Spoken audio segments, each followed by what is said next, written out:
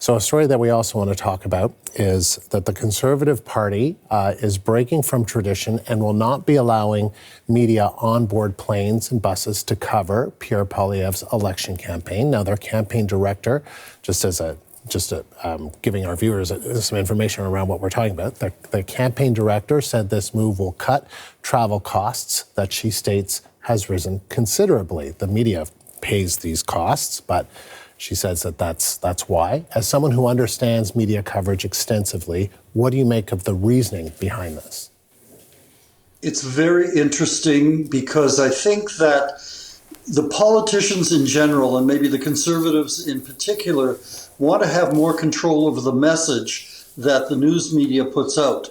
And they're worried, I'm sure, a little bit about misspeaking, someone leaking something, a political advisor saying something off the record that he or she should not. And this is a way in which the parties, over the years, this is not a new thing, but they've tried increasingly to keep a tight leash on the daily information that comes out so that they are not caught off guard. I think this is one way of ratcheting up the tension between the media and the party.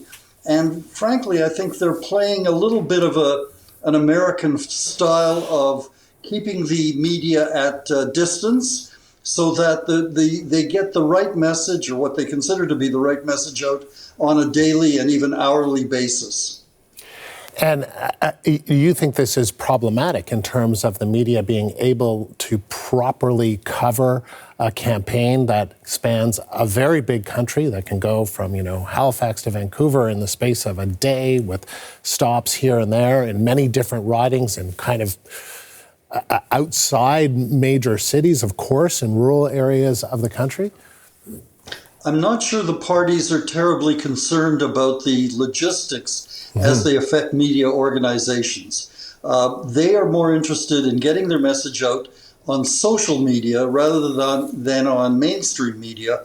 And I think that this plays absolutely into the hands of the control freaks inside the parties. What do you make of whether or not it is right for democracy in terms of a free media being able to kind of cover whatever the party is, whoever the leader is, of all political stripes, being able to kind of do that job? And again, it is the media themselves that pay for the space on the plane, on the bus. It's not any party in particular. It is the fact that media organizations are looking for ways in which they can report on how the party leaders express themselves on an ongoing basis. And we saw that Prime Minister Carney had a little bit of a ruffle with some of the media people in London, where he was accused of being sort of chippy with the media. That's exactly the sort of thing that the parties want to avoid.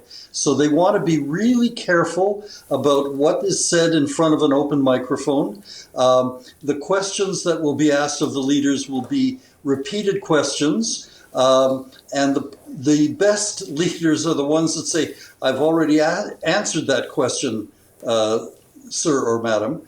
And I think that we're finding that the parties in general, and maybe the Conservatives in particular, are playing on the fact that the public is increasingly less happy with the way the media operates. Certainly in the United States, there's a lot of anti-mainstream media sentiment that the Trump administration and the Republican Party in particular tends to play up. There's some of that in this country as well. And I think that this is going to cause mainstream media organizations to rethink exactly how they plan to cover the leaders.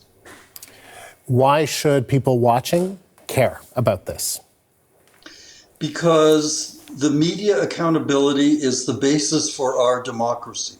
And the problem is now that the public has become increasingly impatient with how the media operates. And part of this is the alleged democratization of digital media, where anybody can get online or get on the internet and say whatever they think is is realistic. It's mainstream media that does the kind of checking and balance and referral that makes the news more useful, more contextual, and frankly, how it should be serving citizens in a democracy.